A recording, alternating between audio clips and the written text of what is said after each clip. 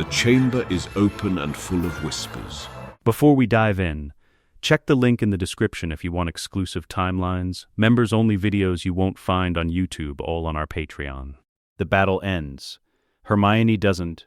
She is on the floor of the headmaster's office, not because there is nowhere else to sit, but because the floor is what she got to, and her body decided that was sufficient. Back against the desk, candle burning low, 5 books open at different pages, which is not chaos, it is her specific method for surviving things she cannot name yet. When the feeling has no shape, she gives it somewhere. To go. She reads. She has not slept. This is not new. The tent taught her that sleep is a negotiation, and her body drives a hard bargain. What is new is that she has stopped lying to herself about the possibility of it. So, she reads. And the candle burns, and somewhere below them, in the great hall, the dead are still being counted. Harry is in the chair won by the window. He has been awake for the same reasons she has, which neither of them has said aloud, because saying it would require them to look at what they are feeling directly, and it is the hour before dawn, and the dead are still in the great hall. They are both very carefully not looking at what they are feeling, and the way they are both doing this in the same room without acknowledging it is a form of company that costs nothing and gives a great deal. Ron had come up an hour earlier, his face carrying the particular emptied-out quality that happens when grief is too large to be visible yet, like a sky before a storm. He had looked at them, sat in the corner for 20 minutes without speaking, and then said that he was going back to the hall because his mum shouldn't be alone. Harry nodded. Hermione had put her hand on Ron's arm as he passed, and neither of them said anything, which was the right call. Some moments are too immediate for language. Outside, the sky is the specific blue-black of the hour before the dark begins to think about stopping. Harry says, "What are you reading?" She says, "Everything." This is not entirely accurate. She is reading specifically a volume she found on the 3rd shelf. Not where she would have placed it, not where it was catalogued in any system she can identify, but there, spine out, as though it had been, waiting for someone with her particular quality of attention to notice it. The book is bound in something older than the standard Hogwarts library texts, not dragonhide, something denser, patterned with a repeating motif she has not yet identified. The title is embossed in the cover itself rather than printed on the spine, and she had to hold the candle close to read it. Magica Charta Fundatorum, being the foundational law of the pre-ministerial wizarding governance of these isles. The ink inside is hand-lettered, not printed. The date on the interior page is not in the Common Era calendar. She is working from context. She has been reading for 40 minutes. She is on her 3rd pass of the 3rd chapter, titled On the Question of Legitimacy and Its Reversion, and her candle has burned down half an inch, and her handwriting in the margin of her own. Notebook has gotten smaller and faster as the implications have stacked up. She says, "Harry, come here." He comes. He kneels beside her, reads over her shoulder the passage. She has her finger on. She reads it to him anyway, because reading aloud forces precision. Should the body known as the Ministry, being a temporary administration established in the year 1707 for the singular purpose of maintaining the statute of secrecy, at any time forfeit its legitimacy through seizure by a dark power, corruption absolute, or abandonment of its foundational mandate, all authority therein shall revert to the older seat, which is not dissolved but merely dormant. The old seat answers not to election or appointment, but to the recognition of the castle, which was here before any ministry and shall be hereafter. She stops. Harry says nothing for a moment. Then, what is the old seat? They call it the Crown of Avalon in the 1st chapter. It's not like a Muggle monarchy. It's more like the castle's original governance structure, from before the Wizards' Council reorganized, before 1707. She turns 2 pages, shows him the chart, an old lineage document, ink faded to brown at the edges, tracing the foundational families and their rights of succession back to the founders' era. She says, "The ministry didn't replace this. It superseded it, by consensus, not by law, which means the charta was never abolished." Harry sits back on his heels. He looks at the chart. He looks at the date on the interior page.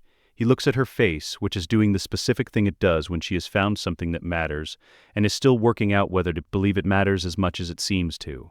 He says, "The ministry fell last night. Yes. when Voldemort's regime collapsed, which means if the charter is genuine and it's in Dumbledore's office, Harry, on his shelf, and Dumbledore did not keep things on his shelf unless they were, then the legitimacy lapsed, he finishes, and had nowhere to go, except back. They sit with this for a moment. Then, the door to the office opens. Not because anyone knocked, because the door simply opens, and 3 of the portraits on the walls stir from their sleep postures simultaneously, as though responding to a sound below the range of hearing. Phineas Nigellus Black, in his frame near the window, sits up fully and looks at them with an expression entirely unlike his canonical disdain. He says, "I wondered when someone would find that." Before either of them can respond, the castle itself does something. It is not dramatic. Drama would be less frightening. What happens is structural and quiet and more frightening than any dramatic effect would be. The temperature in the room drops 2 degrees, and every lock that has been locked since the death, eaters occupied the school clicks open, one by one, in sequence, like a sentence being spoken in a language she can almost read. The sound begins at the dungeon level and moves upward through the walls, and out through the corridors and up, every staircase, the entire castle, articulating something that has no word in English.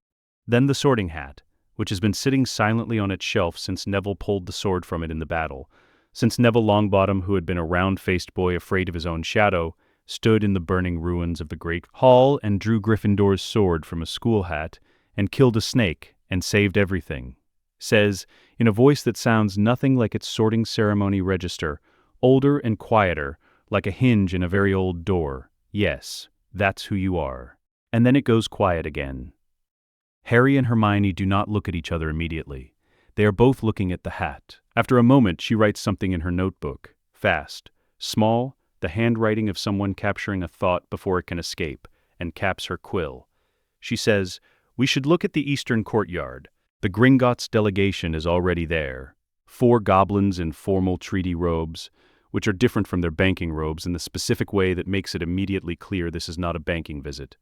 The lead goblin carries something on a velvet-covered tray, and the other 3 are positioned at the cardinal points of the courtyard, as though they arrived prepared for a ceremony rather than a conversation. They have apparently been waiting for approximately 20 minutes, and their patience has the quality of patience that has lasted 291 years, and can certainly manage another 20. Harry opens the window. The lead goblin looks up. He says, "The Ragnarok Accords have lapsed. We felt it at 11:53 last night. We have been waiting for whoever the castle recognized." Hermione says, "How did you know to come here?" The goblin says, "We have been waiting for the Accords to lapse for 291 years. When they did, we came to where the treaty says to come. The castle's wards directed us to this courtyard." He lifts the tray. On it, under the velvet, are 2 things: a circlet of dark iron set with a single piece of green-edged stone, and a second circlet of silver, plainer, with the 4 founders' symbols worked into the band at quarter intervals. She has seen pictures of things like these in books. She has not understood until this moment that pictures and things are different in ways that matter. The iron circlet carries a weight that is not material but historical. The silver one catches the pre-dawn light with a steadiness that is not reflection so much as recognition. She says, very quietly, "What are those?" The goblin says, "The imperial regalia of the Crown of Avalon. They have been in our keeping since 1707. This was specified in the original text of the Ragnarok Accords. Gringotts holds the regalia in trust until the Accords lapse, and the castle recognizes its heirs. The ministry has demanded them 3 times in 200 years. We declined. The Accords specified we decline." Harry says, "You've been waiting." With considerable interest, the goblin says, and there is something in his expression that is not warmth. Goblins do not traffic in warmth, but is something adjacent to it, or something older, the satisfaction of a very long contract finally reaching its natural term. She looks at Harry, he looks at her. She says, "We should read the full text of the Charter before we—" Hermione, "I know, but the Charter. We can read it after. We should read it before." He looks at her with the specific patience of someone who has known her for 7 years. She says, "Give me 20 minutes. At some point in those 20 minutes, a ministry owl arrives. The official kind, gray, standardized, with the ministry seal on its leg band. It carries a summons on official ministry parchment, sealed with official ministry wax, addressed to Mr. H.J. Potter, and ordering the immediate surrender of the Elder Wand to the Ministry's Department of Magical Law Enforcement, as recovered dangerous contraband pending official security review. The owl reaches the window of the headmaster's office. The window does not open. The owl tries again. The window remains closed with the specific quality of something that has decided. The owl circles twice, confused, then retreats to the courtyard below, where it looks up at the window and makes a sound that is mostly bureaucratic bewilderment. Hermione looks up from the charta. She looks at the window. She looks at the retreating owl. She looks at the passage she has just finished reading, the passage about the castle's jurisdiction over its own grounds, which has a footnote she almost missed about the limits of ministry authority within the wards. She says, "As of this morning, the ministry has no standing jurisdiction inside these walls to issue that order." Harry says, "Are you sure?" She holds up the book. He looks at it for a moment. Then he looks at the window through which the ministry owl is no longer visible, because the owl has given up and left, because the castle simply did not let it complete its errand, because something old and quiet and enormously patient has been waiting 291 years for exactly this morning. He says, 20 minutes, 18 now, she says, and goes back to reading. The great hall still has ash on the floor. No one has swept it. This is not neglect.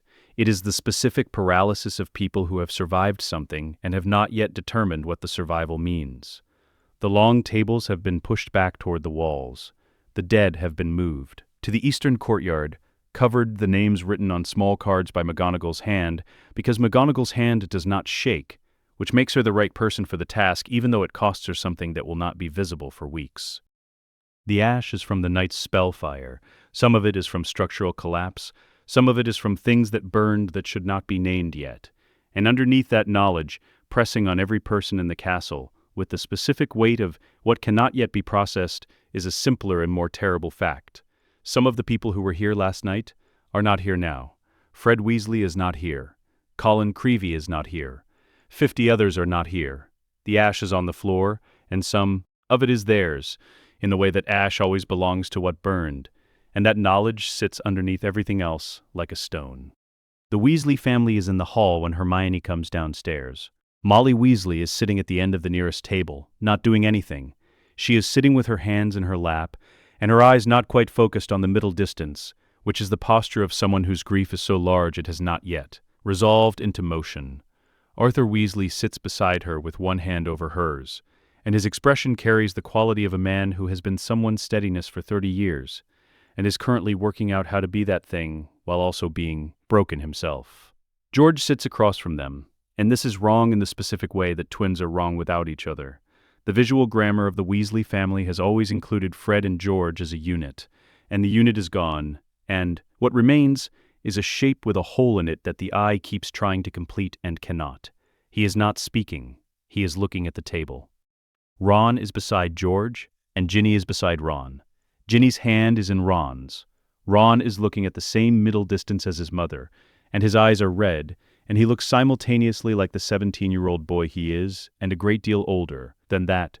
Ginny's jaw is set in the way it gets set when she is holding something that would otherwise break her. The specific quality of a girl who learned at 10 years old what it meant to be possessed by a Dark Lord, and has never entirely stopped bracing for impact. Hermione sets the charta and the velvet tray on the nearest surface and goes to them first. She sits beside Ginny and does not say anything because there is nothing to say, and the three of them, Ginny, Ron, Hermione, sit in the ash-smelling quiet of the hall for the several minutes that the moment requires. Harry comes and stands behind Ron with his hand on Ron's shoulder, and Ron puts his hand over Harry's, and neither of them says a word. This is the first thing that happens in the early morning following the battle, and it is more important than the charta, and all of them know it.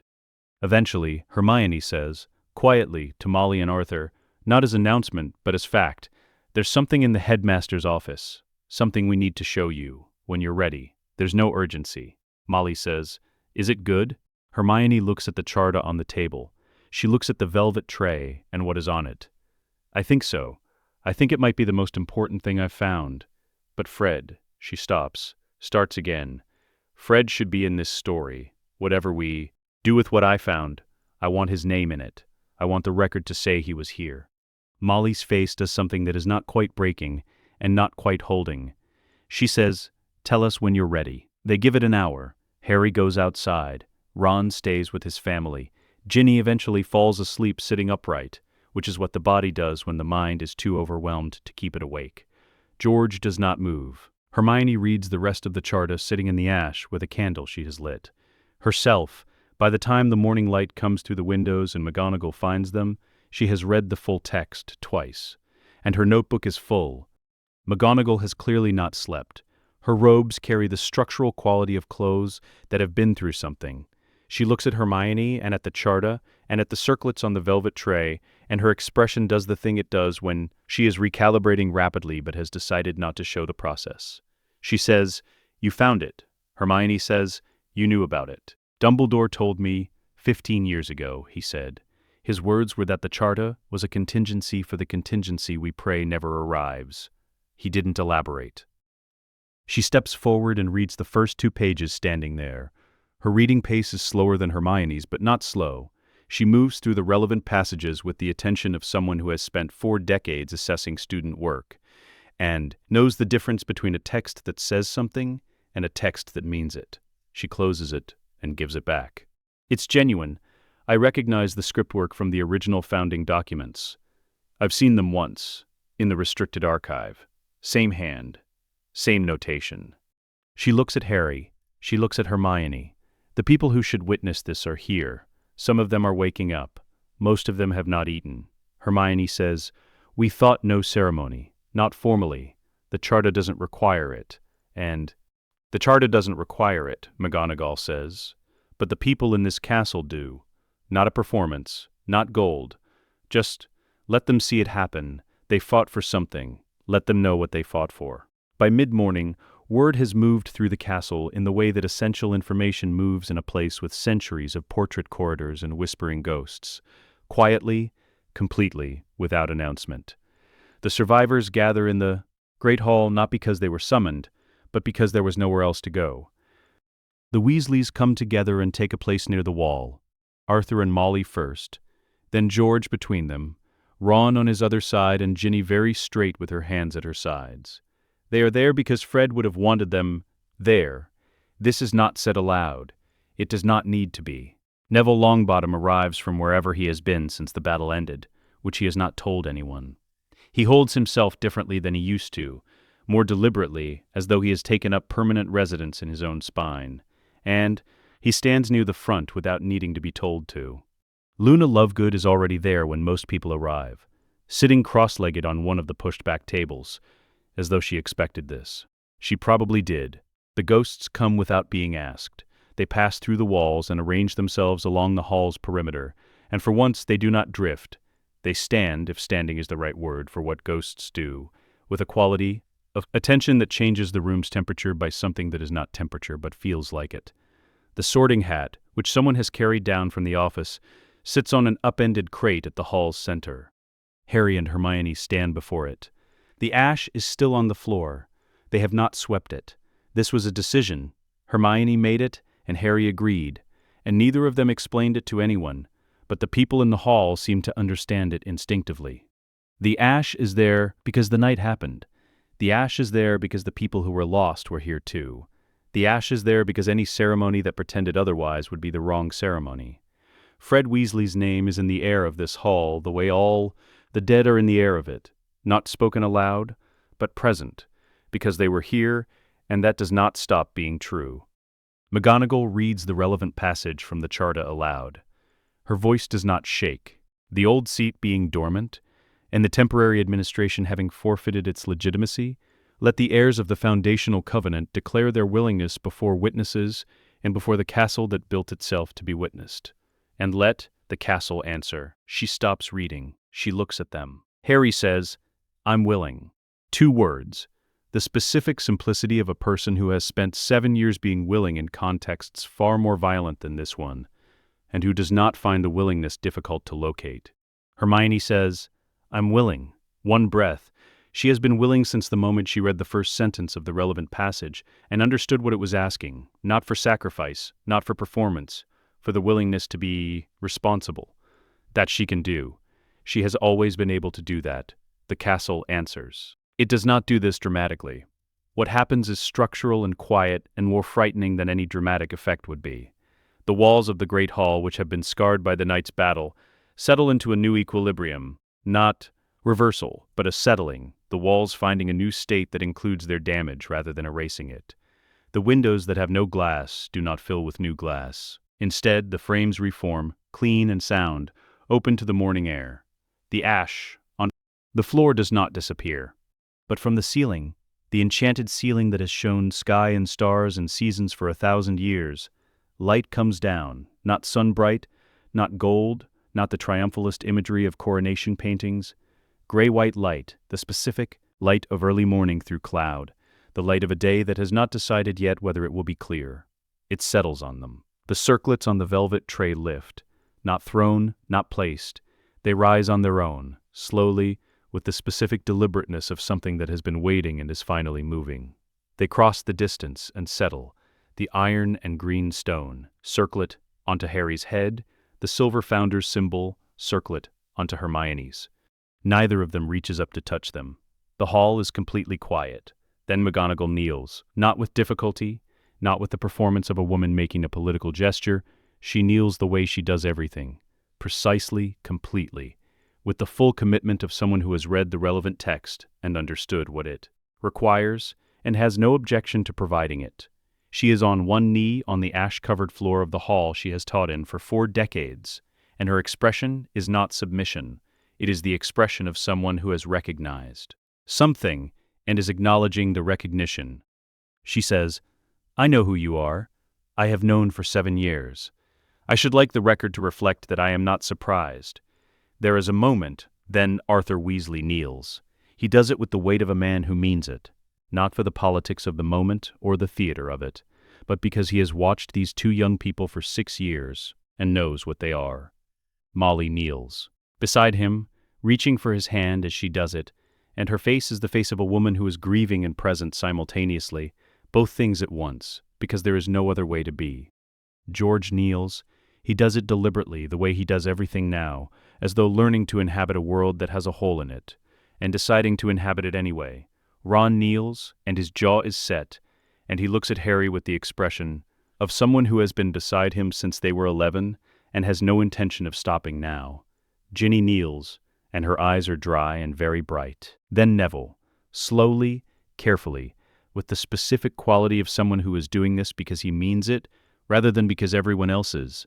And then the movement runs through the room, the way certainty runs through a room, not like a wave breaking, but like a tide coming in, quiet and absolute, and not to be argued with. Luna does not kneel. She tilts her head and looks at both of them with the focused attention she usually reserves for creatures other people cannot see, and then she smiles, and that is worth more. The ghosts bow, all of them. Even Sir Nicholas, who has always had opinions about the appropriate relationship between the living and the dead, bends at whatever approximation of a waist he has, and the motion travels through all of them, like something remembered from when they were alive. Harry looks at Hermione. Hermione looks at Harry. She says, very quietly, so that only he can hear, "I want to be clear that this is the most legally defensible thing we've done since we got on a dragon and broke into a bank." He says, "High bar. I'm just noting it." "Noted," he says. Outside, through the glassless windows, the May morning is coming in. It is cold still. The night has not entirely released its hold, and the light is the light of something beginning, which is different from the light of something finished, even when it follows immediately after. The ash stays on the floor. That is right, too. They arrive the next morning without an appointment, because appointments imply a relationship of supplication, and that relationship ended the day before in a ruined headmaster's office with a ministry owl that could not complete its errand. The atrium of the Ministry of Magic is functioning. This is the first thing that strikes her, how thoroughly it is functioning, how the golden fountain has been repaired, not the Muggle-born Registration Commission's version with its humiliating replaced statues, she notes, but the original fountain of magical brethren, restored, which tells her someone made a deliberate choice in the past 24 hours about which version of the ministry they wanted to inhabit going forward. The maintenance staff are moving between floors with the purposeful quality of people who have decided that the best response to catastrophic upheaval is to make sure all the surfaces are clean. The second thing that strikes her is how many people are at their desks. She had not expected this viscerally, had not expected to feel the specific quality of wrongness that comes from seeing rows of witches and wizards sitting in their offices, stamping their parchments, routing their interdepartmental memos, doing the particular bureaucratic version of nothing that passes for something when the structure around you has demanded it for long enough. She says to Harry, not quietly, "They're all here." Harry says, "Yes, the people who ran the Muggle-born Registration Commission are in this building. Some of them. The people who..." Hermione, not stopping her, just placing a hand on the moment. She takes a breath. She is carrying the charta under her arm. She is wearing her battle robes because she has not had time to change, and she has decided not to apologize for what she looks like after a war.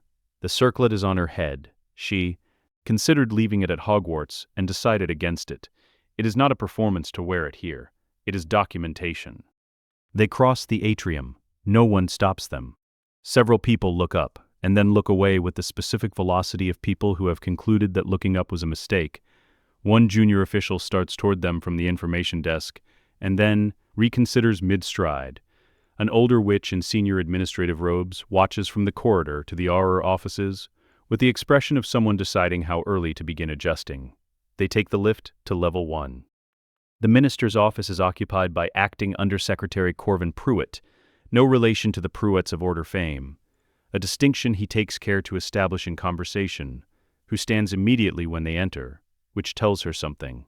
About his assessment of the situation, he is perhaps 50, with the look of a man who has survived several administrations through the skill of being neither valuable enough to target nor useless enough to dismiss. He says, that is, Harry says, "Good morning." She puts the charta on the desk. She opens it to the relevant section and reads it to him aloud, because reading aloud puts it on a record that exists outside any document he might later choose to lose. She reads the passage about legitimacy and reversion and the old seat. She reads the passage about ministry jurisdiction within Hogwarts wards. She reads the footnote about the mechanism by which the castle's recognition constitutes legal fact under the charta's own definitions. When she finishes, she closes the book. She says, "As of the morning of the battle's conclusion, the ministry's legitimacy lapsed under the conditions described in the founding statute.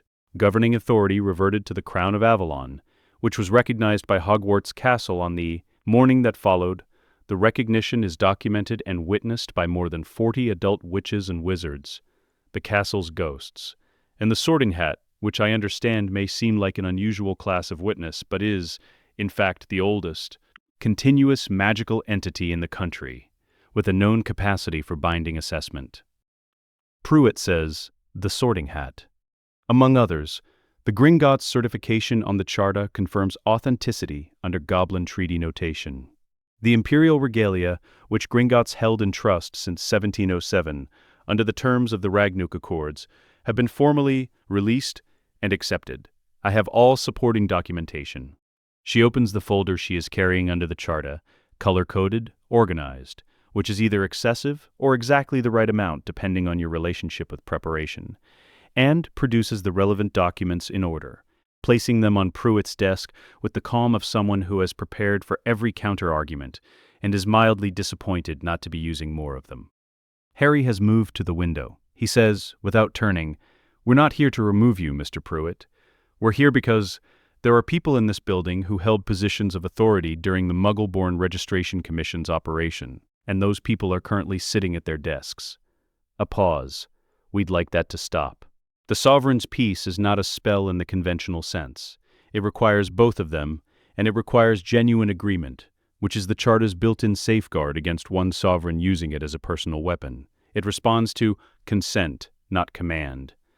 They had practiced the invocation twice in the headmaster's office before coming, working through the words together until the working felt like a single thing rather than two people doing the same thing simultaneously. They perform it in the atrium. Not on the whole building, that would be overreach, and overreach is exactly what the ministry's previous occupants excelled at. They perform it on a bounded area, the atrium, levels 1 through 3, the corridors where documented, commission-affiliated offices are located. The Charta's language is precise about bounded application, and she has been precise in following it. The effect is visible. The seals of office, the enchanted metal insignia ministry officials wear on their robes to denote position and authority, lose their enchantment. They do not fall off. They do not burn or crack. They simply go dark, the way a portrait goes dark. When the person it depicts dies, the specific quiet extinguishing of something that was active and is now not. 23 seals go dark in the atrium alone. The people wearing them look down at their robes and then look up at Harry and Hermione standing at the atrium center, and the room has the quality of a held breath that implies something more permanent than release. She says, "Every person whose seal has gone dark is invited to remain in this building while their specific actions during the Commission's operation are formally reviewed. Leaving the country is inadvisable. Obstructing the review is inadvisable. Both will be noted and will affect the review's outcome." She is reading from nothing. She memorized this portion. She wrote it in the small hours and memorized it because reading from a paper implies you needed the paper, and she needs the ministry to understand that she did not need the paper. The review will be conducted under charter law, which predates ministry statutory law and therefore supersedes it in cases of direct conflict. Every person reviewed will have the right to present their account and to have it weighed against documented evidence. This is not a purge. She pauses. It is an accounting. There is a difference, and the difference matters. One of the 23, a witch in her 40s, with the composure of someone who has survived 17 difficult meetings by never visibly reacting, looks at her seal, looks up, and says, "Who documented our actions?" Hermione says, "The people you acted on." The witch looks down at her dark seal again and does not ask another question. In the atrium, a maintenance worker who has been mopping the same section of floor for the past 11 minutes stops mopping.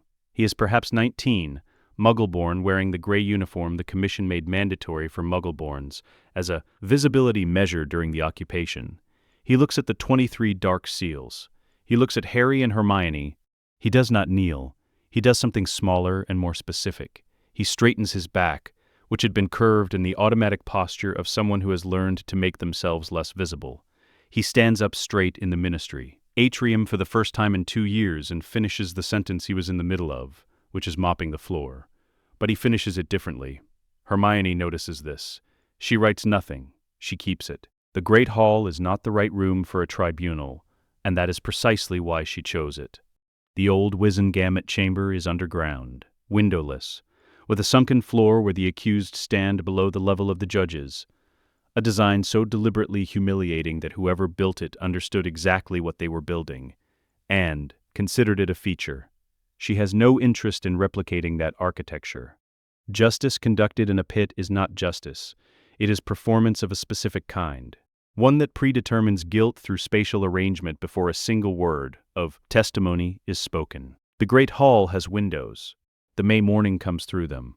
The ash has been swept now, not erased, because the ash was real and the night was real, but swept into the corners and acknowledged, because acknowledgement is different from erasure and the difference matters. The 4 long tables are arranged facing each other. She sits at the center table. Harry sits beside her. McGonagall sits to their left, not as a judge, but as a witness and recorder, her own request. I would like to be here as someone who saw what happened, not as someone deciding what to do about it. Kingsley Shacklebolt stands near the entrance.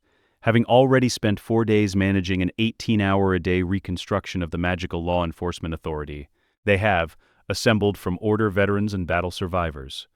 Neville Longbottom is at the back, in no official capacity except that he asked, and she said yes, because Neville's presence in a room is its own kind of testimony. He sits with his arms folded and his face attentive, and says nothing for the duration. The principle she articulated to Harry in the small hours drafting the framework. The difference between what we're doing and what they did is process. If we lose the process, we lose the difference, he had said. Then we keep the process. Simple as that. Lucius Malfoy is brought in first. He is not in chains, because chains are theater. He walks between 2 members of Kingsley's Provisional Auror escort, with the specific quality of a man conserving every remaining resource, including dignity. He looks at the room's configuration. No sunken floor, no judges above him, tables arranged as though this is a meeting rather than a verdict. And his expression does what expressions do when they encounter something they had not prepared for. He looks at Hermione. He looks at her the way people who have spent their lives operating within a specific social taxonomy look, when the taxonomy is visibly no longer functioning. She has seen this look before. She watched it cross his face in flourish and blots when she was 12 years old, and she is watching it cross it now in the specific recalibration of a man deciding what register to operate in when the register he knows is no longer available. She says, "Sit down, please." He sits. She opens the folder in front of her. It is thin, not because the documentation is sparse, but because she extracted only what can be verified beyond contestation. The verified documentation is sufficient. You held the position of Chancellor under Voldemort's regime for approximately 2 years. During that time, you used that position to facilitate the passage of the blood status decrees and the establishment of the Muggle-born registration. Commission. These are documented in ministry records that survived the occupation intact. Do you dispute these facts? A pause. I acted under considerable duress, he says. That will be part of the review. I am asking whether you dispute the facts of what occurred, not your intentions. What occurred? Another pause. Longer. No, he says. I don't dispute them. She writes something. The Crown's position on coercion is this. It is a real factor, and it will be weighed. It is not a blanket absolution. The specific actions that you took, the people who were affected by those actions, and the degree to which alternatives were available to you will all be assessed as part of a formal process that will take weeks, not hours. What happens this morning is not your verdict. She looks at him directly. What happens this morning is that I am telling you in front of witnesses that the process exists, that it will be followed, and that its outcome will be based on evidence rather than on who your family is or how much gold is in your Gringotts vault. Lucius Malfoy has spent 40 years in a world where those last two things were the primary determinants of every outcome. She watches him process this information and does not fill the silence. He says, eventually, and Narcissa? Narcissa Malfoy is brought in separately. She is wearing robes that are, deliberately, Hermione suspects, because Narcissa Black is not a woman who dresses without intent, much plainer than her customary ones. She sits across the table and her posture is perfect, and her face is the composition of a woman who has made a decision and is prepared to hold it regardless of what happens next. She does not wait to be asked. On the night of the battle, in the Forbidden Forest, I told the Dark Lord that Harry Potter was dead when I had just determined that he was alive. I did this because I needed to enter the castle to find my son. I did this knowing that if he won the battle, my action would be discovered and I would be killed. I did this anyway. A pause. I am not asking for credit. I am asking that you understand that I am a person who made a specific choice at a specific moment when I could have made a different one. Hermione looks at her for a moment. She says, "We know. We were there." Something in Narcissa's expression moves. Not breaks, not releases, just moves, like a degree of bracing yielding slightly in a structure that has been under load for a long time. The Crown's position on your case is this. What you did in that forest is documented and witnessed, and will be part of the formal record. It does not erase what you were part of for 20 years. It does not mean no process. What it means is that the process will include it, weighted appropriately in your favor. She pauses. It also means that you are sitting here under voluntary escort rather than magical restraint, because the decision about what level of restriction is appropriate for you required a judgment call, and we judged. Narcissa says nothing. She inclines her head once, precisely. Draco Malfoy comes in last of the three. He is 17 years old, which is the first thing she says when she opens his folder. I want it noted for the record that Draco Lucius Malfoy is 17 years of age, which places him in the category of minor at the time of the relevant events. Harry does not visibly react, but she catches the small shift in his posture that means he agrees with the framing. Draco sits down and looks at the table. He does not look up at either of them for the first 30 seconds. And when he does look up, his expression is the expression of someone who has spent years learning to be unreadable, and has, sometime in the past week, stopped seeing the point. He says, "I want to testify about my father. What he ordered done, specifically, I was present for some of it. I can tell you what I saw." She says, "You understand that testimony about your father becomes part of the formal record, and will be used in his proceeding." "Yes," he says. "I know what I'm doing." He testifies for 40 minutes. He is precise and unemotional in a way that is clearly costing him something, and she writes down everything he says. When it is over, he sits back and looks out the window, and nobody says anything for a moment. Harry says, "Thank you." Draco looks at him. Draco says, "Don't."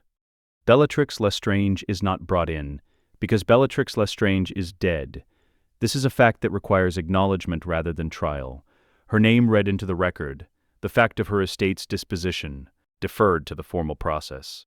The remaining high-priority cases take the rest of the morning. Each follows the same structure. Facts established, disputed or not disputed, formal process explained, disposition assigned. Hermione does not raise her voice. She does not make speeches. She asks precise questions and writes precise notes. Harry speaks twice in 3 hours. Once to a former commission officer who suggests that the Crown's authority to conduct these proceedings is itself contestable, at which point Harry puts the chart on the table, open to the relevant page, and waits. The officer reads it and stops suggesting. Once to a man who begins crying during his account, at which point Harry says, "Take a moment," and means it, and the room waits. At the session's conclusion, she closes the last folder. She says, "Justice isn't supposed to feel like victory. If it feels like victory, you're probably giving someone something other than justice." McGonagall, gathering her records, says, "Albus would have agreed with that."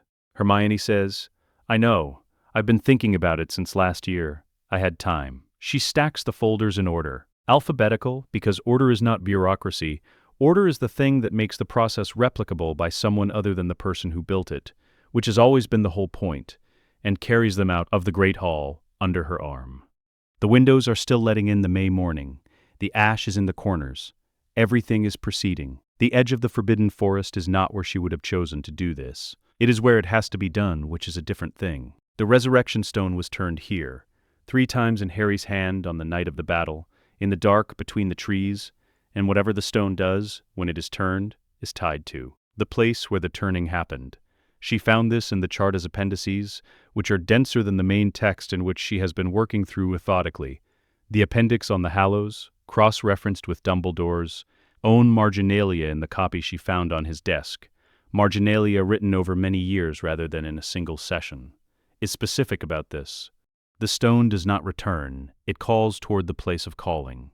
So they are here, at the forest's edge, in the low gold light of a May evening, the first evening since the battle that has felt like an evening rather than an aftermath. Harry found the stone himself, 2 days after the battle, retracing the steps he took that night with the specific patience of a person who knew where they were going and why. He came back with it in his palm, and showed her, and said nothing. And she said nothing for a moment, and then, "The charta has something about this." He said, "Of course it does." She has the relevant section marked. She reads it one more time. The working requires both of them, requires genuine intent, and requires that the summoner understands and accepts what the stone returns and what it does not. Not the person, the echo of the person, the residue of will and memory, present and aware, held at the threshold, not returned to life but called to it. She accepts this. The accepting is the important part. She says, "Ready?" Harry says, "No, I've been saying that since second year, and then doing the thing anyway. I think it's just what ready feels like for me."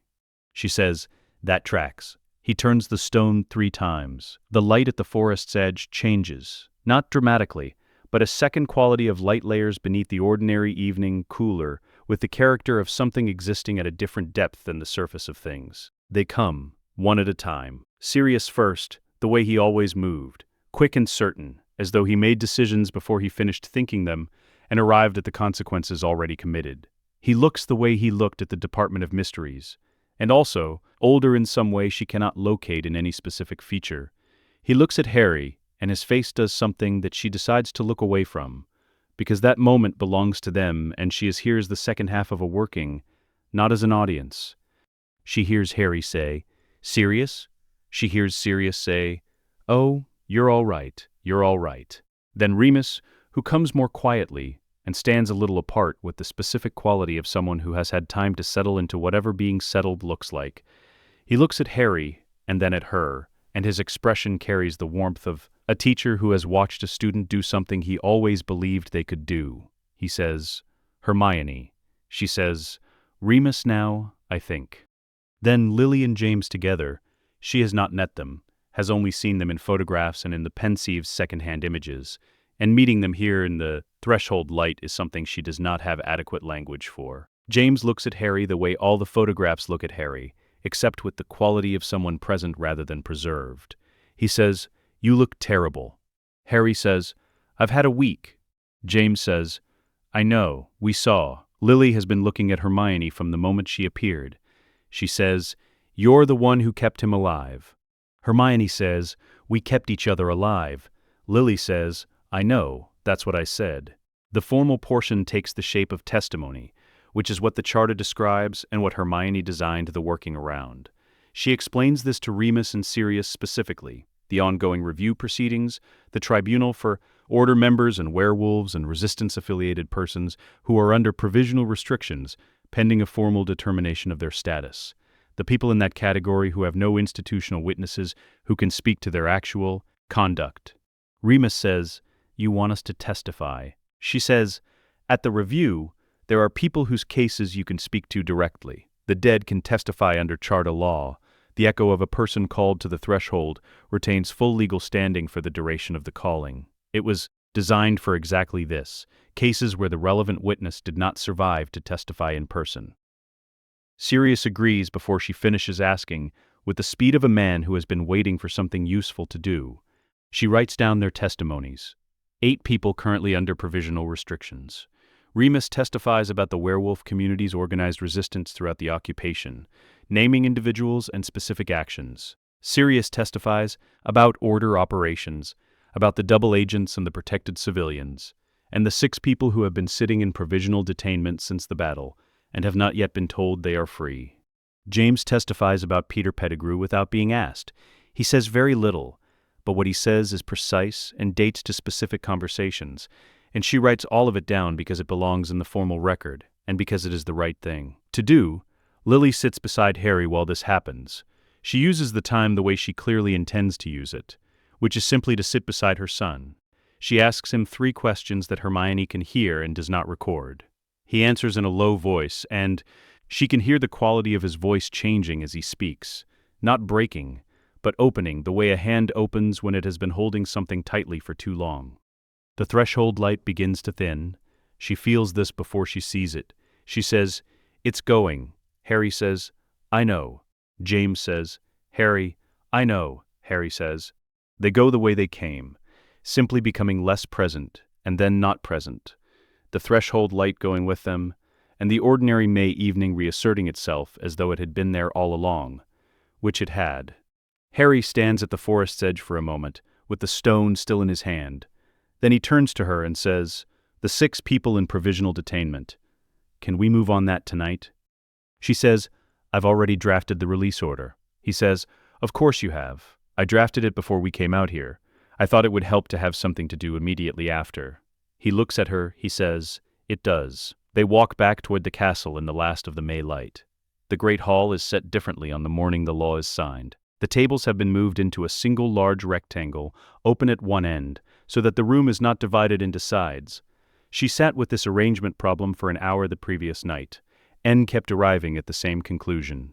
Any room, configuration that puts the beings being granted rights on one side and the person granting them on the other is still a hierarchy dressed in different furniture. The rectangle open at one end means everyone is at the same table, with the opening facing the windows and the May light coming in from that direction.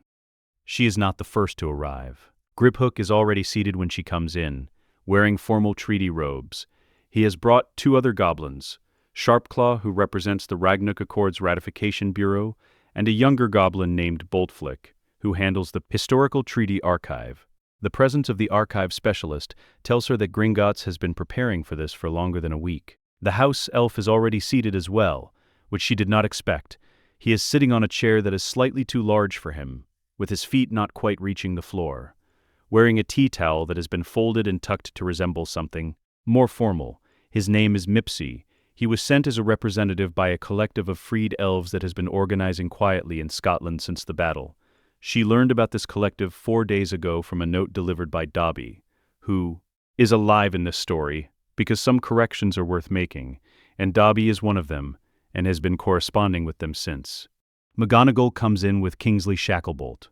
Neville arrives with no specific role except that he asked to be here, and she said yes, because Neville's presence in a room is its own kind of testimony. Ron and Ginny come together, with Ron carrying 2 extra cups of tea and setting one in front of Hermione, without being asked, which is so completely Ron that she nearly loses her composure for the first time all morning. Luna arrives, having apparently been in the castle library since before dawn. Harry comes in with ash on his sleeve from something that is not her business. He sits beside her, and she passes him the draft without preamble. The document is 11 pages. She wrote the first draft in 1 night, and the second across 2 days, and the third in 3 hours this morning, after review by Griphook's legal team, by Mipsy's collective, by Kingsley's transitional office, and by her own sense of what she has been trying to build since she was 14 years old, and everyone treated it as a joke. The document does not grant rights. This is the most important thing about it, and she explains this before she reads a word of the text. This document does not grant rights to house elves, goblins, or werewolves, as though rights are something the Crown has in surplus and has decided to share. Rights are not the Crown's to give. What this document does is formally recognize that they already exist and remove the legal architecture that has been obscuring that fact for 200 years. She looks around the table. The distinction is not semantic. If we grant, we can revoke.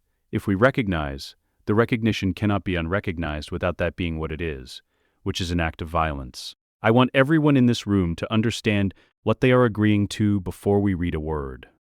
Griphook says, "We understood this before we arrived. We have been waiting for someone to frame it this way for longer than you have been alive." She says, "I know. I'm sorry it took this long." He says, "We are accustomed to waiting." A pause, which contains something that is not forgiveness. Goblins do not deal in forgiveness as a concept, but as a species of acknowledgement. We are pleased to be waiting for the last time. She reads the document aloud, not because everyone needs it read to them, but because the formal session of the first day the law exists should have a record that includes human voice, not just ink. The provisions, the legal categories of being and beast as applied to sentient magical creatures, are dissolved. The distinction between beings capable of speech and sapience and those who are not will be handled by a new framework, to be developed in consultation with representatives of all affected communities within 6 months. The binding obligations of house elf servitude, the specific legal architecture that makes the enslaved state self-enforcing and self-perpetuating, are dissolved. Elves in current bonded service are not automatically removed from households. The dissolution applies to the compulsion, not to relationships that may be genuine and consensual. Elves may choose their arrangements going forward. Werewolves receive full legal personhood regardless of their condition, with employment protections, and the werewolf registry is converted from a surveillance and restriction tool into a voluntary medical support registry.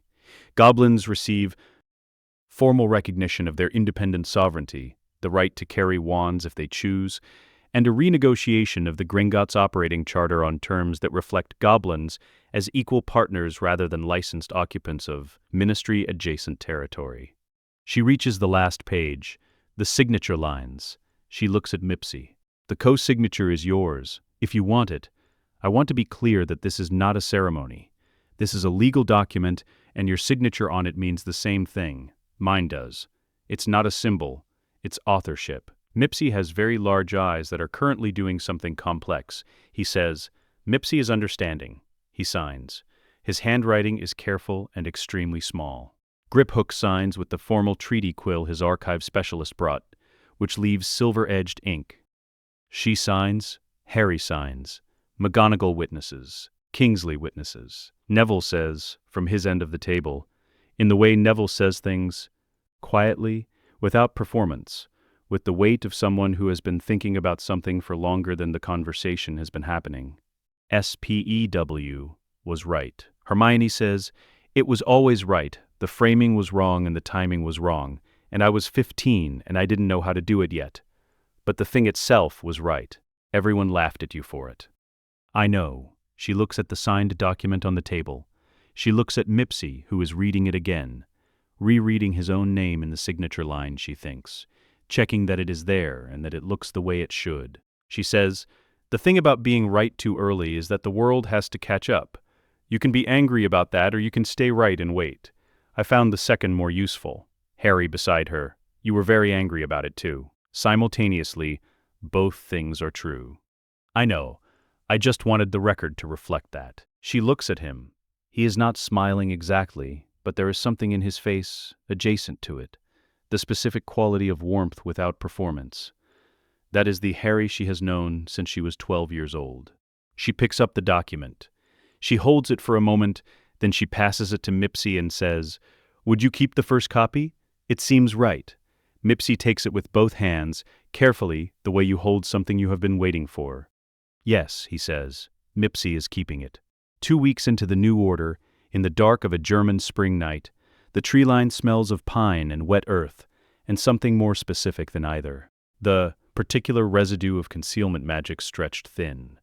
The farmhouse has been warded 3 ways. Harry identifies all 3 from the tree line before anyone moves. The first is a standard Muggle-repelling boundary, old, maintained irregularly. He can tell by the way it sits in the air, slightly uneven at the eastern edge where someone has been patching rather than rebuilding.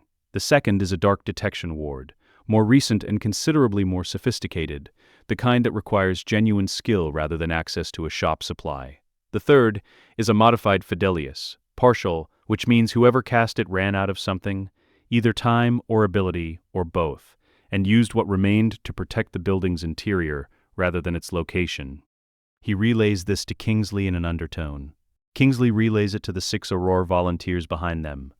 They have been in Germany for 9 hours, following the intelligence thread that Sirius's testimony 2 days ago confirmed. Dolohov and 4 others, the most senior Death Eaters who fled Britain rather than surrender, operating out of a rented farmhouse in the Harz region, while they organize what intelligence suggests is a recruitment operation targeting European dark wizard networks. He says to Kingsley, "I go in first." Kingsley says, "That's not protocol." Harry says, "I know. Is it a problem?" Kingsley looks at him in the dark of the German tree line and says, "No, but I want 2 on your 6. Fine. The wards come down cleanly. He has been dismantling layered protective magic since he was 17, and the specific competence of it has become something he can do while thinking about other things, which is its own kind of unsettling. Realization about what he has become. He brings down the Muggle-repelling ward first, the detection ward second. He leaves the partial Fidelius, because what is inside it, and he does not need to know what it is tonight. The front door opens when he puts his hand on it, not because he unlocked it, but because the door recognizes the pressure of a hand that knows what it is doing, which is a property of certain dark-warded buildings their builders never intend as a feature. Inside, a main room, 4 people. 2 of them are awake and armed. One processes what he is seeing, Harry Potter, alone, no aurors visible, standing in the doorway of a farmhouse in the dark of a German night, and reaches the wrong conclusion, which is that they have an advantage. The first one casts. He redirects it using the Elder Wand in a single fluid movement, deflecting the curse into the ceiling where it disperses against the plaster. The second armed person recalibrates very quickly, which is the correct response, and the 2 people who were asleep are now not asleep. He says, "You have approximately 30 seconds before 6 aurors come through that door. I'm asking you to use the 30 seconds well." He looks at each person in the room in turn, the way Dumbledore used to do in tense rooms. Not threatening, just present. Complete the specific quality of someone who has done the arithmetic on the situation and is waiting for others to catch up. 3 of them put their wands down, on the table, carefully in the way of people who are making a calculation about odds and futures and have arrived at the same answer. The 4th is Antonin Dolohov. Dolohov does not put his wand down. He has been doing this, the specific work of refusing to stop, since before Harry was born, and there is something in his face that is past calculation, past odds, a kind of absolute commitment to a single direction that would be admirable. If the direction were not what it is, he is not afraid. This is not bravery. It is the quality of someone who has decided that being afraid is no longer a state available to them. He says, "You won't kill me." Harry says, "No, that's not why I'm here." "Then what? Sit down." The specific quality of Harry's voice in this moment is something he has been finding, not practicing. through the accumulated repetition of 7 years in which the moments that required it kept coming and he kept finding the register. It is not loud. It does not require volume to carry its weight. Dolohov, who has been frightening people professionally since before Harry was born, hears it and hesitates. Harry says, "Sit down, Antonin." Dolohov sits. The three who surrendered are taken out by the Aurors. Kingsley manages the processing with the efficiency of someone who has been doing this for 30 years and is very tired and would like to be home. Harry stays with Dolohov. He says, "You know the war is over." Dolohov says, "Wars are never." He's dead. Not imprisoned, not diminished.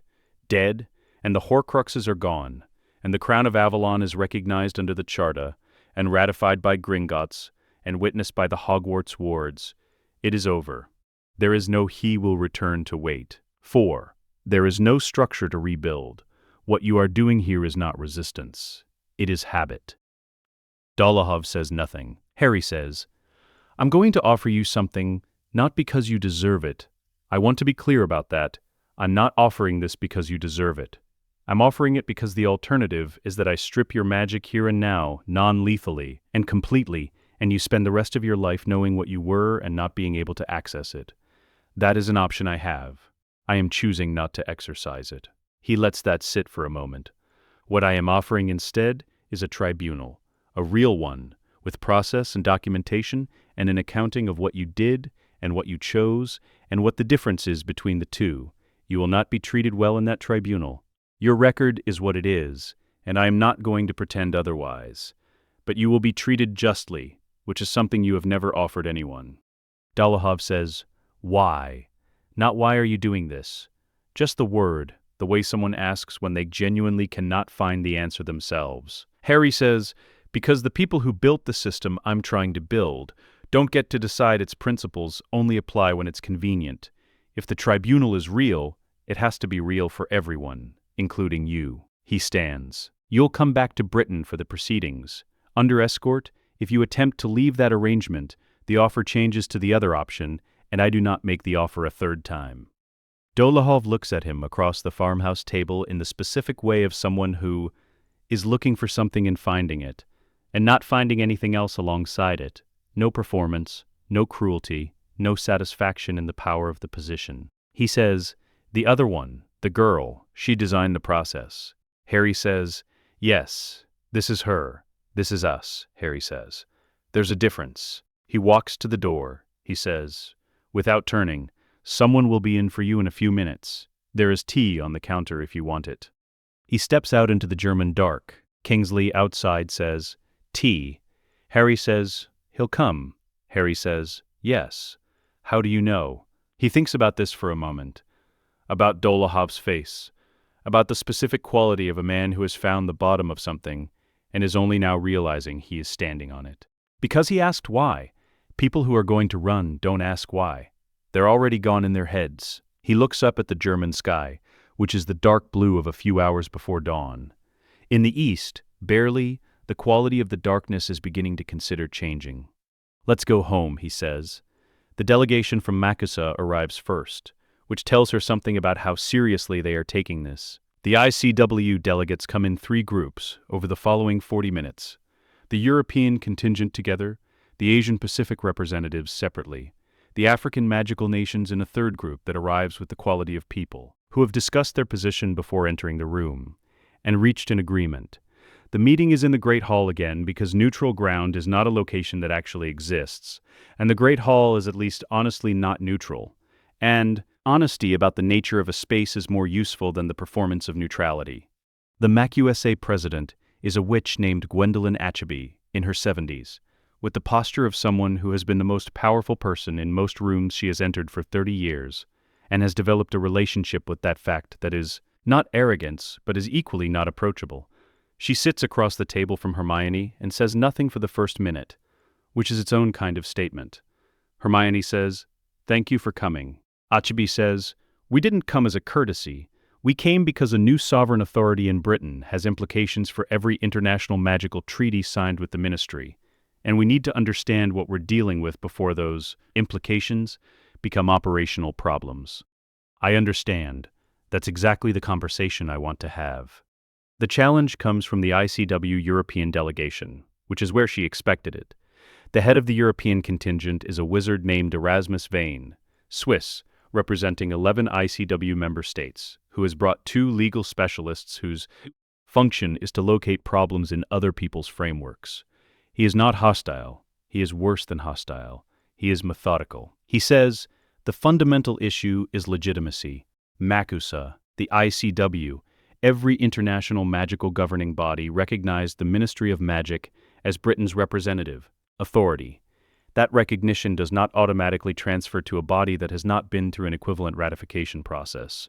Hermione says, I agree. He pauses. This is not the response he prepared for. She opens the first folder. The Magic Charta Fundatorum predates the Ministry of Magic by at least 4 centuries. It predates the ICW's founding framework by approximately 2 centuries. Every international magical treaty you have cited as requiring ministry ratification was itself ratified under frameworks that derived their legitimacy from older governing structures the ministry was established to temporarily administer, not permanently replace. She slides the charta across the table. The Gringotts certification on the cover confirms authenticity. The Goblin archivists have been holding the original since 1707 as a condition of the Ragnuk Accords. They have released it as part of the Accord's lapse and resolution. Vane's legal specialists lean toward each other and begin a rapid conversation in German. Vane reads the first 3 pages and looks up. He says, "This is a real document." "Yes," she says.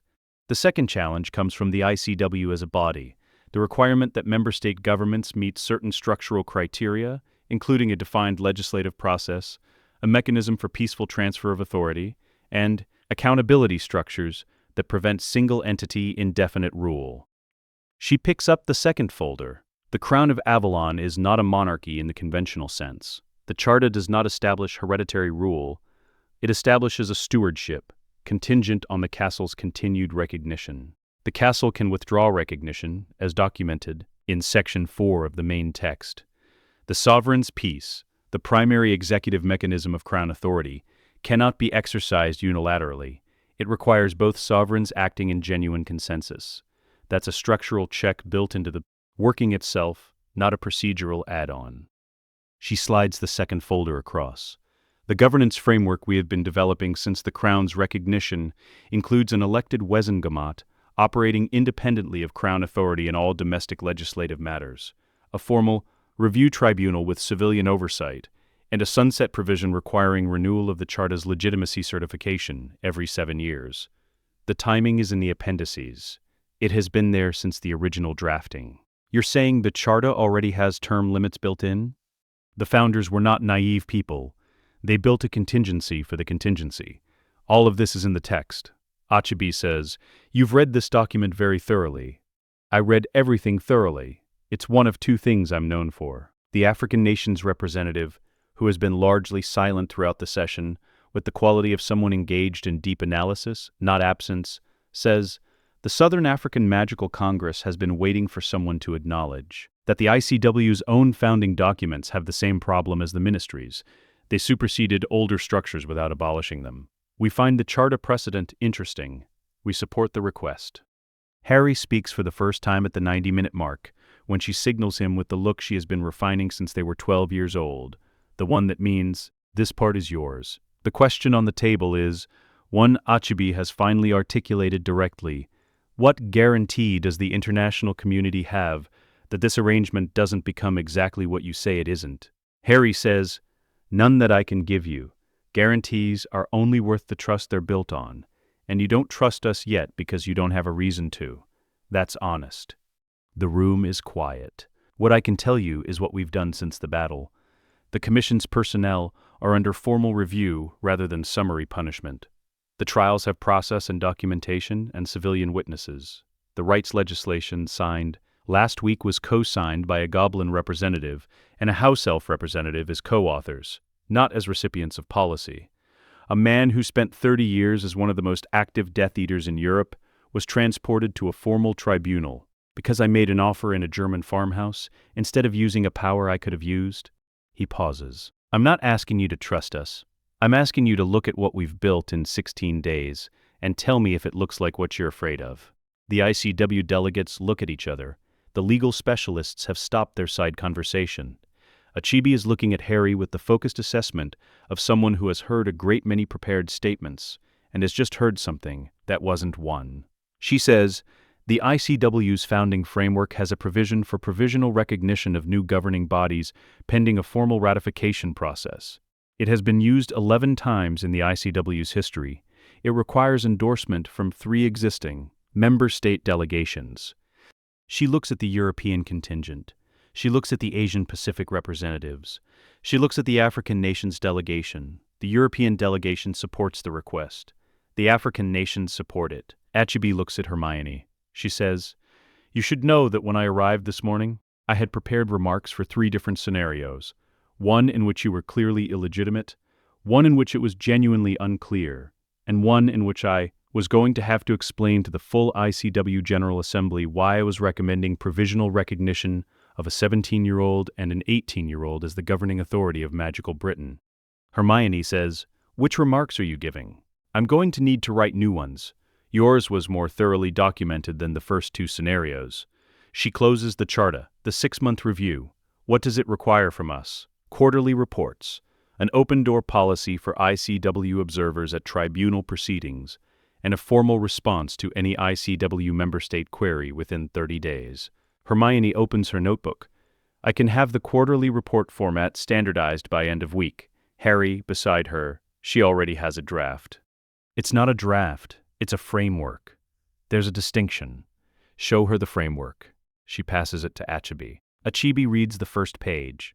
She reads the second, she sets it down and says, "To no one in particular," in the tone of someone making a note to themselves. 18 years old. Then she picks up her quill and signs the provisional recognition request. The rebuild happens in stages, and the stages have their own logic. Structural first. The walls and floors and staircases damaged in the battle, assessed by a team of magical architects that McGonagall assembled with the efficiency of someone who has been mentally preparing a post-battle reconstruction plan since the mid-1990s. Then utilities. The plumbing, the enchanted lighting systems, the portrait communication network that runs through the walls like a nervous system and had 17 broken connections after the Death Eaters. Occupation. Then the spaces. The spaces are where it gets complicated. Hermione walks the school for an hour on a late May morning, before anything requires her attention, reading it the way she reads a text, looking for the structure beneath the surface. What she finds. The physical rebuild is nearly complete, but the school itself is not restored. The physical structure is the outer form of something that has been damaged in a different register, and physical repair cannot address that damage. She walks into the Defense Against the Dark Arts classroom and stands in the center and looks. The desks are replaced, the damage from the occupation repaired, the enchanted windows recalibrated. The room is physically correct. She can still feel, in the specific way she has learned to feel things since the circlet settled onto her head, the residue of what this room was used for under the Carrows. Not dramatic, just a quality of the air, a temperature in the walls, the specific register of a space that held something it was not built to hold. She opens her notebook. She writes, "The building is not the school. The school is the people in it, and what they believe the building is for." She underlines the second sentence, then writes beneath it, "Start with the curriculum." The faculty meeting convenes in the library because the library has been restored most completely, and smells of old paper and does what it was built for. McGonagall calls it to order and looks at whoever needs to speak first, as though the act of looking is itself an invitation.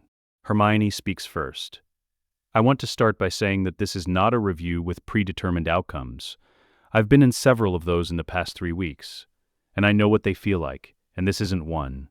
I am asking genuinely, what is working, what isn't, and what would you change if you could change anything?"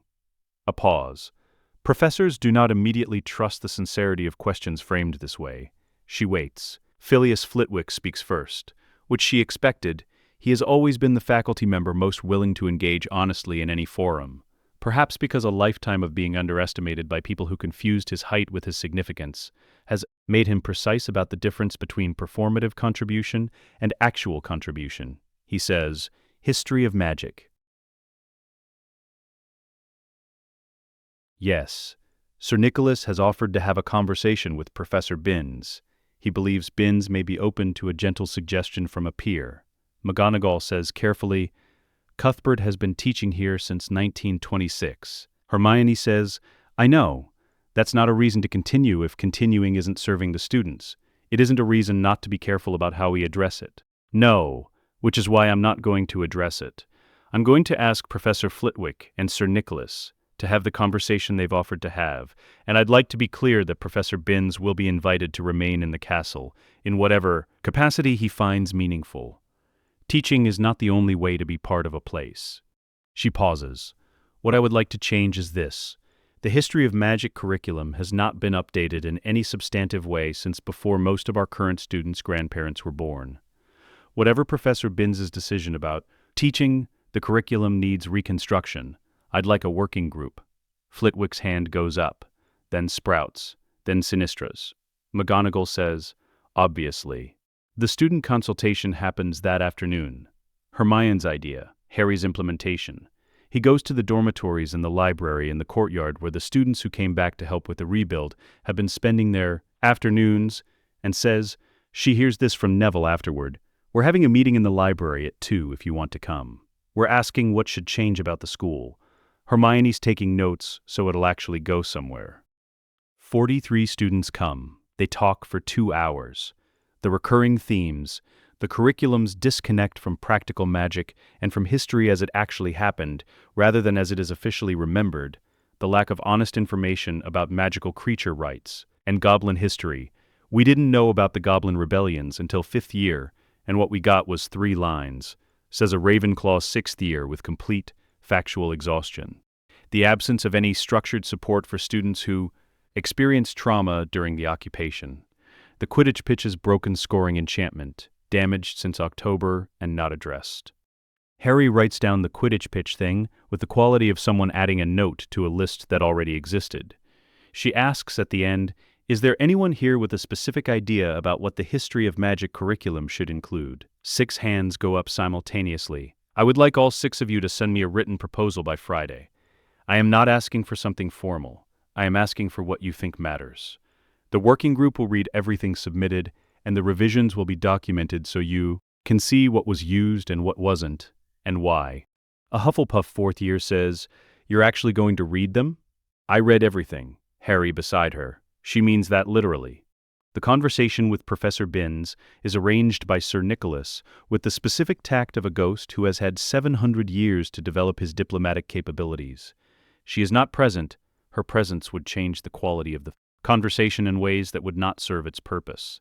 Sir Nicholas returns and says, he's been waiting for someone to ask. She says, what? He said he stayed because no one ever suggested he needn't. He has been somewhat at a loss since approximately 1980, but did not know how to raise the subject. She sits with this. He said he would very much like to be the library's historical consultant. He has opinions about the organization of the pre-ministry collection that he has been holding since the second Wizengamot reorganization. Tell him the collection is his.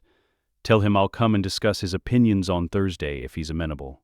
Sir Nicholas says he'll be delighted. He mentioned that the current cataloging of the 15th century Wizards' Council records is, his word, an embarrassment, she writes. Thursday, Binns, pre-ministry collection. She underlines it. Then adds, he's probably right about the cataloging. Harry finds her in the library at 7. He sits across from her and looks at the student proposals that have already started arriving. He says, the Ravenclaw 6th year's proposal is the most comprehensive. She's been thinking about this for years. She's been here for years. She had time. She sets down the proposal. She looks at the library around them, the restored shelves, the evening light through the windows, the castle settling into the quiet of an empty building that knows it won't be empty much longer.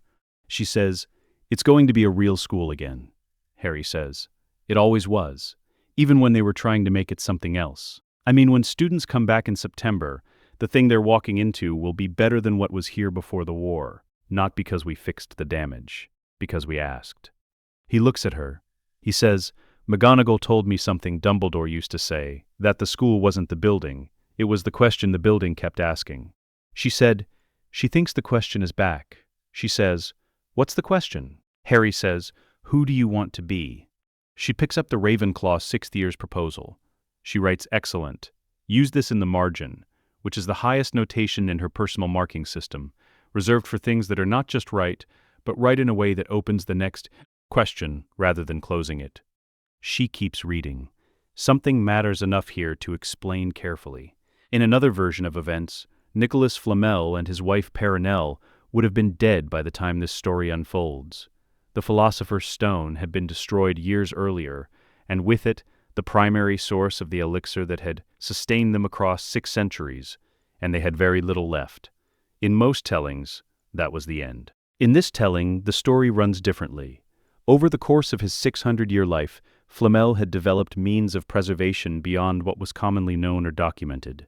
When the stone was destroyed, the Flamels had sufficient reserve to continue, not indefinitely and not without cost, but for years beyond what anyone outside their household understood. This is not common knowledge. It is relevant to what follows. Nicholas Flamel arrives by portkey to a Scottish field in early June, and walks the remaining mile to the castle on foot, which is a deliberate choice rather than a practical one. He is older than any photograph Hermione has seen. Older than old, which is its own category, the category of someone who has been alive long enough that age has passed through ordinary stages and arrived somewhere else entirely. He moves with the precise care of someone maintaining an instrument that is very old and very particular, and has been his responsibility for more than 6 centuries. He looks at the castle as he approaches, and his expression has the quality of someone reading a familiar text in new light. He says, "It's different." She says, "Yes." Not the structure, the quality of the wards. Something in the foundational layer has changed. The crown's recognition settled into the ward architecture. McGonagall noticed it in the second week. The castle's self-repair functions have been more active than usual. She thinks the recognition gave them something to work toward. He considers this for a long moment. A castle that knows what it is again. That's not a small thing. They meet in the library, because the library is where she works, and she has decided to stop performing offices and roos that are not where she actually thinks. Harry is already there when she and Flamel arrive, at the table they have shared for a month, with the specific quality of someone who has been here long enough that the room has rearranged itself around his habits. Flamel looks at Harry for a long moment. He says, "Perenelle told me you came back. She said I should come and see for myself." Harry says, "How is she?" "Considerably younger than I expected, given the circumstances." The elixir responds, "To intent, apparently. She intends to be here for a while longer." A pause. "So, do I." He sits at the table and looks at everything on it. The charter, the governance framework documents, the ICW provisional recognition correspondence, the student curriculum proposals, the Queen's Law, the tribunal records in their ordered folders. He says, "Show me what you've built." She spends 2 hours walking him through it. Not presenting, showing, which is different. She presents it the way she would present it to herself, from the foundation, without simplification. He asks very good questions, the kind that locate the load-bearing assumptions in an argument rather than its most visible claims. She answers them. Some of the answers reveal gaps she has been aware of. 2 of the answers reveal gaps she hadn't seen, which is the specific value of someone who has watched 17 governing bodies rise and fall. She writes the gaps down. He says, "The 7-year renewal provision, you understand what it does. It prevents permanence. Any crown that cannot justify its continuation is no longer justified in continuing. It also creates a vulnerability. Every 7 years, whoever opposes you has a structured moment. Yes, that's intentional. A governing structure with no vulnerability to challenge is a governing structure that has decided it doesn't need to justify itself. We've seen what that produces." He is quiet. He says, "You built in the thing that could end you. We built in the thing that should end us if we stop deserving to continue." There's a distinction. He looks at her. He looks at Harry. He says, "Perenelle is going to want to meet you." Toward the end of the afternoon, the elixir comes up, raised by Flamel himself, in the specific manner of someone who has been thinking about how to raise something and decided the direct approach is the only one consistent with the quality of the conversation they have been having. He says, "You've considered whether it has a role in what you're building." She says, "We've talked about it." Harry says, "We decided no." Flamel says, "Tell me why." Harry says, Because a kingdom that depends on its rulers living forever is not a kingdom, it's a cult. What we built has term limits. If we made ourselves exempt from the ultimate term limit, we'd be building a different thing than what we think we're building. Flamel says, quietly, I've thought about this question for 300 years. What did you decide? That you're right, and that being right about it is considerably easier at 17 than at 300. A pause. I'm telling you this because the elixir will be offered to you, perhaps not by me, by others who produce it or who will produce alternatives that accomplish the same thing. I want you to know that I have sat where you are sitting, and made the same decision, and I find it was the correct one. He looks at the library around them. The stone was always a tool. The question was always what it was a tool for. I spent 2 centuries using it to live. The last century I spent asking whether living was the same as building. Hermione says, Is it? No. Building requires ending. A sentence needs a period. What you have begun here has a period built into it, and that is why it might mean something after you are gone. He stays for dinner, in the great hall with McGonagall, Neville, Luna, who arrives without explanation and asks Flamel 3 questions about alchemy that cause him to pause before answering each, which is visible evidence that the questions are good. Harry, Hermione, and Kingsley, who has come from London for reasons that are both official and personal. The conversation at dinner is not about governance or history or the stone. It is about food and Hogwarts and the specific pleasures of a building that has been doing something difficult and has come through it. After dinner, Flamel finds Hermione in the corridor. He says, There will come a point when the thing you're building no longer needs you in the way it needs you now, when the institutions are strong enough to function without your specific attention. She says, I know. What will you do then? She thinks about this honestly. She says, I don't know yet. Something else. Something that the thing we've built makes possible that wouldn't have been possible before. That's the right answer. The wrong answer is to hold on because you've invested yourself in it, and letting go feels like loss.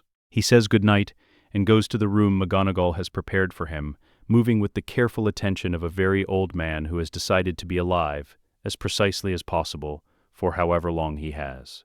Harry finds her in the corridor. He says, What did he say? She says, That we're ahead of schedule. For what? She looks at the castle around them, the restored walls, the portraits in their frames, the specific quality of the air in a building that has been returned to its purpose. Growing up, she says. He considers this. Did we have a schedule? Apparently we're beating it anyway. She opens her notebook. She writes, Gap identified in renewal provision, address in the August revision. She closes it. Come on. I want to read the Ravenclaw's 6th year's follow-up proposal before I sleep. She sent a second one this morning. He falls into step beside her. The castle settles around them, doing what it does. In the middle of June, she finds a gap in the renewal provision herself, at 2 in the morning in the library, which is where she finds most things. She writes it down and adds it to the August revision list, and goes to sleep. Things do not stay still after that. They are not supposed to. The 1st September after the war, 212 first years arrive at Hogsmeade Station. The intake documentation they receive contains no blood status field. That field has not appeared on any Hogwarts intake form since July, removed by a specific instruction to the intake office. The question should not be asked. The field should not appear on any form. The data should not be collected. If it is not collected, it cannot be misused. The intake officer had looked at the form, and then at her, and then back at the form, and said very quietly, That field has been on this form since 1892. She had said, And now it isn't. Ginny Weasley returns to Hogwarts for the 7th year she should have had, the year that was taken from her. Whatever she is feeling about walking back into a castle where she spent her 6th year under the Carrows, she walks through the barrier with her chin up and her shoulders level and takes her place in the hall with the same deliberate occupation of her own spine that she has carried since the battle. She does not mention what it costs her to be here. She excels at every subject she takes. She plays Quidditch with a ferocity that causes the repaired pitch to register new speed records. She graduates. Luna Lovegood returns too, to complete her education, continuing to pursue it primarily at angles the standard curriculum does not anticipate. In October, she writes Hermione a letter about a theory regarding the pre-ministry ward, architecture that turns out, upon investigation, to be partially correct. Hermione writes back a letter that is 2 pages of questions. She gets back a letter 3 pages of answers. This is the beginning of a correspondence that will continue for 30 years and be published, eventually as a joint theoretical paper on the magical architecture of pre-statutory governance. But that is much later. Neville Longbottom does not return to complete his 7th year. He has been offered, by McGonagall, carefully with full acknowledgement of what it is and what it requires, the position of assistant to the herbology department. He accepts. He teaches. He is, from the first week, the kind of teacher who changes what students understand about what a teacher can be. Not through spectacle, but through the specific seriousness with which he takes the thing he loves and the students learning it. McGonagall watches one of his early sessions from the corridor and records it in her notes. N. Longbottom, natural. Nothing else is needed. Ron Weasley joins the Aurora training program in the autumn. Kingsley has rebuilt it from the ground up with an intake process that no longer asks applicants to document their bloodline. Ron is very good at the work, in the way he has always been very good at things that require reading people and situations quickly and acting without hesitation. Skills that were always there, refined by a year in a tent following a thread of logic through impossible circumstances. He visits Harry and Hermione on weekends and brings food because he has noticed that they frequently forget to eat, and this is his version of governance support. George Weasley reopens the joke shop in Diagon Alley in the December following the battle. The reopening is quiet, no fireworks, no spectacle, just the door unlocked and the lights on and a sign in the window that says, "We are still here." It is, Hermione thinks, the bravest thing she has seen done in a year of brave things. She sends him a note that says this. He sends back a box of skiving snack boxes and a handwritten card that says, "Fred would have called this maudlin. He would also have been insufferably pleased." She keeps the card. The 7-year renewal of the Crown's recognition arrives in the 5th year after the war. She has been preparing since 2 years before that, which is when she began the formal assessment process, reviewing what had been built, identifying what required revision, conducting the consultations that the renewal protocol requires, with Gringotts, with the ICW, with the elected Wizengamot, and with a genuinely representative sample of the general wizarding population, which she insists on running herself, rather than delegating, because representative samples are only representative if someone with no agenda is choosing who gets asked. The assessment takes 18 months. The report is 411 pages. She writes every word of it herself, which Harry tells her is not necessary, and she tells him is entirely necessary. The document that assesses whether the Crown has earned its continuation should be written by the people being assessed, not by people whose assessment is unverifiable. The renewal vote in the Wizengamot is 67-4. She notes both numbers. The 67 she files under, continue. The 4 she files under, read their objections carefully. The 4 objections each contain at least one valid point, which she incorporates into the governance framework's ongoing revision. She sends personal letters to all 4 objectors. One of them writes back a letter 12 pages long, which she reads twice and marks in the margins and files with the charta documentation. It becomes one of the most useful pieces of external criticism the framework receives. The History of Magic curriculum, revised by the working group using the student proposals as primary source material, is adopted by ECW member states as a model curriculum framework 5 years after the war. The Ravenclaw 6th year who wrote, "The proposal, Hermione marked excellent. Use this is, by that point, a graduate student at the International Academy of Magic in Vienna, studying the intersections of magical history and political theory." She sends Hermione a copy of her first published paper. It opens with a footnote that reads, "The author gratefully acknowledges HPG for returning the margin note." Hermione sends back a letter with 3 specific comments on the paper's theoretical framework. She gets back a letter twice as long. They correspond for the next 30 years. The Malfoy tribunal concludes in the January following the battle.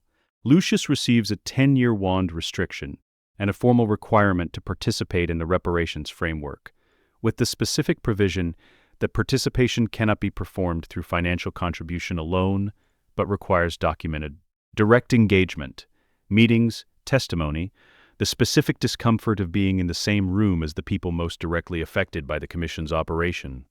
Narcissa receives no restriction. The formal record of what she did in the forest is read into the tribunal's published documentation as fact. This happened. It is documented. It is part of the account. Draco, who was 17, who did not participate in the commission's operation, who cooperated fully with the review process, receives a commendation from the tribunal for his testimony about his father's role, which he gave without compulsion. Lucius does not speak to Draco for 3 months after the tribunal concludes. Then he does. She never knows what was said. She thinks this is appropriate. Nicholas Flamel dies the year following the Malfoy tribunal. He is, by any calculation from the historical record, approximately 677 years old. He concludes the way the narrator of a very long and very complete sentence concludes, not stopped but finished. The period at the end of something that said everything it intended to say. Perenelle writes to Hermione the following week. The letter is 3 pages, describing the last year and what it was and what she is doing now. She says, "He was very pleased with what you built.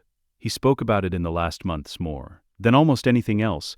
He said it had the quality of something that would outlast itself. He considered that the highest possible evaluation." Hermione reads this letter 4 times.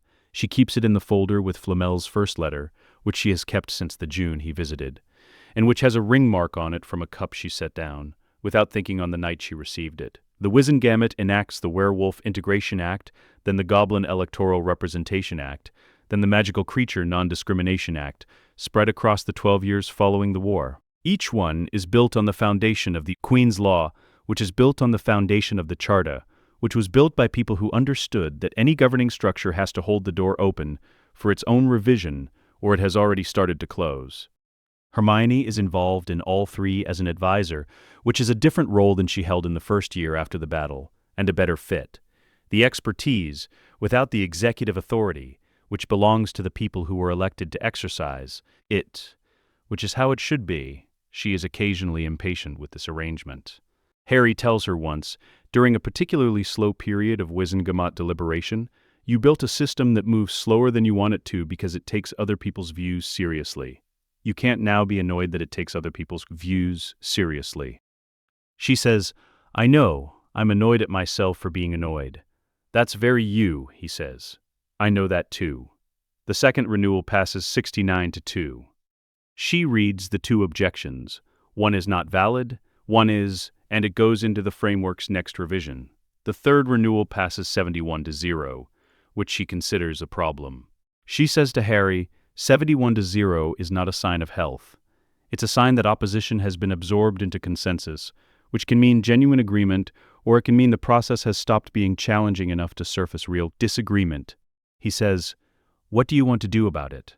"I want to make the renewal documentation harder to read and see if anyone notices the places where I've built in deliberate ambiguities." He says, "You're going to manufacture difficult questions to see if the process can handle them. The process should be able to handle difficult questions. If it can only handle easy ones, it's not a process, it's a ceremony." He looks at her.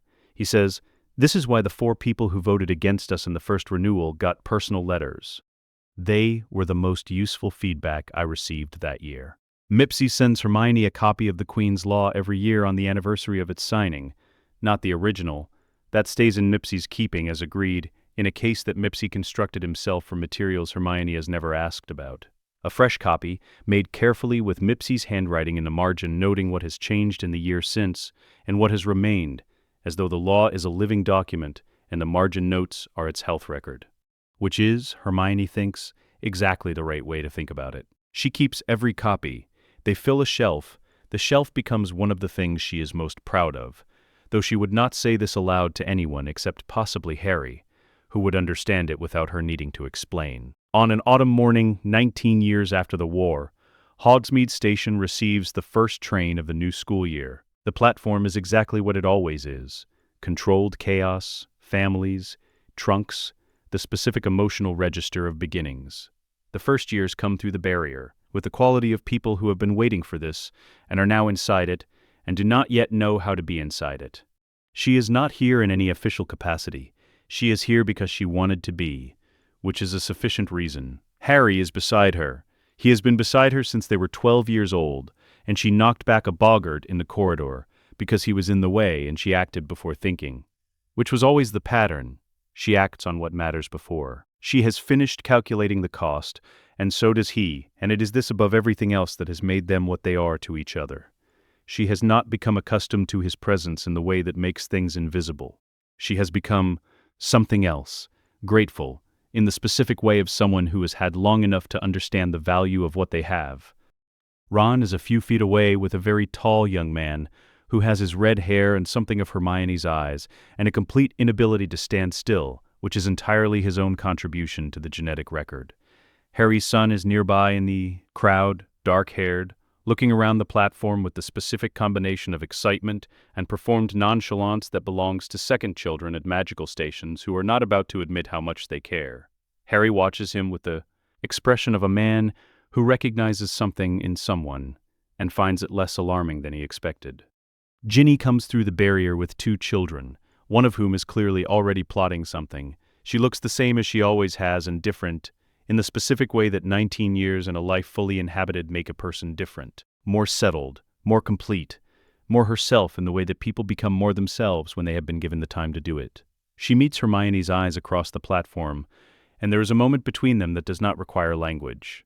Luna arrives, as Luna always arrives, from an unexpected direction at an unexpected time, with a book under her arm and a magnifying glass around her neck, and the expression of someone who is about to say something that makes perfect sense if you think about it long enough. She hugs Hermione briefly, and then stands beside her, looking at the platform with the specific attention she gives things she is trying to understand, and the silence between them is the silence of people who have been corresponding for 19 years and have long since moved past the need to fill it. Neville is already at Hogwarts, where he has been since the 1st September after the war. He will meet the first years at the boats. He has been meeting them there for 19 years, and he will meet them there again today. And the specific thing about Neville, the thing that the working group and the student proposals and all the governance frameworks could not have built, because it belongs to a person, not a system, is that every first year who steps into those boats knows that the professor waiting for them on the other side once pulled a sword out of a hat, because it needed doing, and this makes the castle seem like a place where that kind of person is not an exception. Hermione watches the platform. A girl of about 11, brown-haired, carrying a bag that is heavier than it looks, heavier because it is full of books, which is a specific and reliable diagnosis she does not need to examine closely, stops at the platform's edge and looks at the train with the expression of someone who has been preparing for this, and is now revising her preparation in real time to account for the fact that the thing itself is larger than the preparation imagined. Hermione recognizes the expression. She has seen it in photographs of herself at that age, and recognized it when she saw it in the mirror on the 1st of September of the year she was 11. And she recognizes it now in this girl she has never met and will not likely ever speak to, standing at the edge of something that is about to change everything. The girl reaches into her bag and produces a book which she holds for a moment, and then puts back, because the train is there and the year is beginning and the book will keep. She gets on the train. Hermione watches until the last carriage has passed through the station. Harry says, "Thinking?" She says, "That it keeps happening. The same thing every year. Someone gets on the train for the first time and they don't know yet who they're going to be. And the school is there, and it's what we made it." He says, "What did we make it?" She thinks about the Ravenclaw's 6th year and her 200 follow-up letters, about Mipsy's careful small handwriting in the signature line of the Queen's Law, about the intake form with the field that hasn't appeared since the summer, following the war, about 411 pages of honest self-assessment, about the girl with the too heavy bag getting on the train, about Fred Weasley's name on a small card in McGonagall's handwriting, read on a morning when the ash was still on the floor and everything was breaking, and the thing she needed to do was find the right book and read it until the feeling had somewhere to go. About everything it cost, and what the cost was for. She says, "A place that asks who you want to be, and takes the answer seriously." He says nothing. He does the thing he has been doing since they were 12 years old, which is stand beside her in whatever room the moment is happening in, and be entirely present in it. The platform empties. The year begins. In the castle on the hill above the lake, the wards settle into their annual rhythm. The portraits stir in their frames, the sorting hat prepares itself for its single working evening, and the first years arrive at the lake and see the castle for the first time, and understand, in the way you understand the first time, that it is real and it is for them. She picks up her notebook. She writes, "All is well." She closes it. "Come on," she says. "I want to be back for the sorting." They walk back through the barrier together, the way they have been doing everything since the year the war ended, which is side by side, which is the only arrangement that has ever made sense. Let us know what you'd like to see next. The end.